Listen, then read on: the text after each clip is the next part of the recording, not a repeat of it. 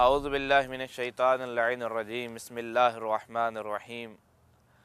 الحمد للہ الذی لا یبلغ مدحتہ القائلون ولا یحصی نعماءہ العادون ولا یؤدی حقہ المجتہدون الصلاۃ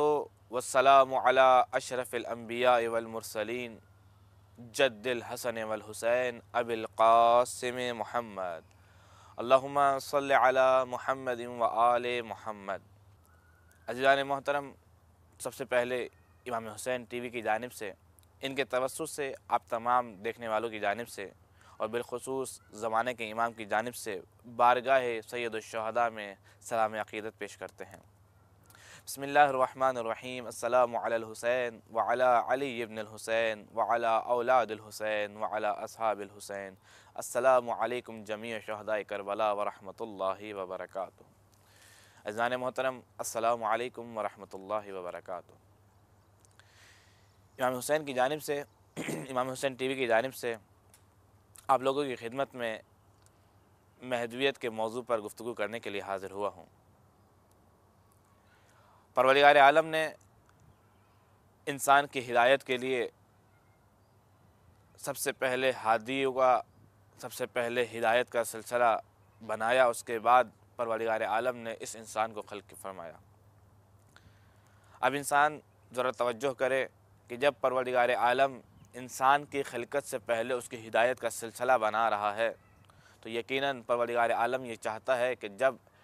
جب تک میرا کوئی بھی انسان، جب تک میری مخلوق میں سے یہ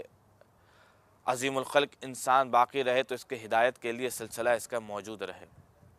اب انسان ذرا توجہ کرے کہ جب پروردگار عالم نے اس انسان کی ہدایت کے لیے محسوس کیا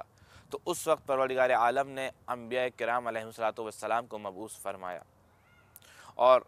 ایک عرصہ 1,24,000 انبیاء کرام علیہم السلام کا زمانہ گزرا ہے کہ جو انسانوں کی مختلف حوادث میں، مختلف زمانوں میں، مختلف طریقوں سے انسان کی ہدایت کا سلسلہ بنے رہے اور انسان کی ہدایت کرتے رہے۔ اس کے بعد پروردگار عالم نے جب خاتم الانبیاء حضرت محمد مصطفیٰ صلی اللہ علیہ وآلہ وسلم کو مبعوث فرمایا اور خاتم الانبیاء کو آخری نبی قرار فرما کر بھیجا، اس کے بعد اس سلسلے کو اس طریقے سے آگے بڑھایا کہ اب نبوت کا سلسلہ، نبوت کا باب بند ہو گیا اور اب پروردگار عالم کی جانب سے امامت کے باب کا آغاز کیا گیا، اور اس کے بعد یہ سلسلہ امامت کی صورت میں امیر المومنین علی ابن ابی طالب علیہ السلام کی امامت سے لے کر ابتدا ہوتا ہے، امامت سے لے کر کی شروعات ہوتی ہے۔ اس کے بعد مختلف ائمہ علیہم السلام نے اس ہدایت کے تاج کو اپنے سر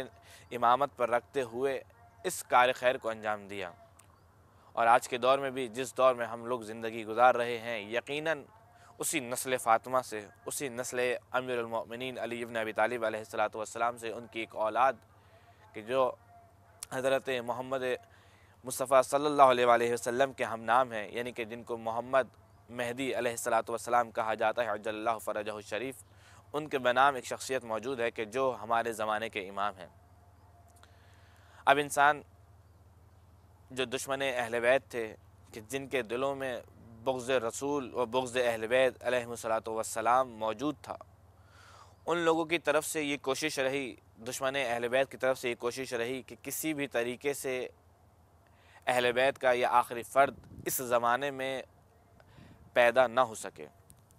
آخر تک یہ کوشش رہی کہ کسی طریقے سے، کسی سلسلے سے اس تاج امامت کو مٹا دیا جائے، لیکن وہ وقت بھی آتا ہے کہ جب پروردگار عالم کی جانب سے آسمان ولایت کا آخری سورج شہر سامرہ کے اس وحشتناک ماحول میں جاسوسوں اور حکومت عباسی کے زیر نظر شہر سامرہ میں امام حسن عسکری علیہ السلام کے گھر ولادت ہوتی ہے، اور شہر سامرہ میں جب اس وحشتناک ماحول میں امام کی ولادت ہوتی ہے تو کچھ لمحات کے بعد امام علیہ السلام نے خدا کی وحدانیت اور رسول کی رسالت، رسول کی نبوت کا اقرار کرتے ہوئے اشہد ان لا الہ الا اللہ و اشہد ان محمد رسول اللہ کی تلاوت فرمائی، اور اسی کے ذریعے سے امام علیہ الصلوۃ والسلام کی امامت پر کہ جو زمانے کے امام موجود ہیں اور غائب ہیں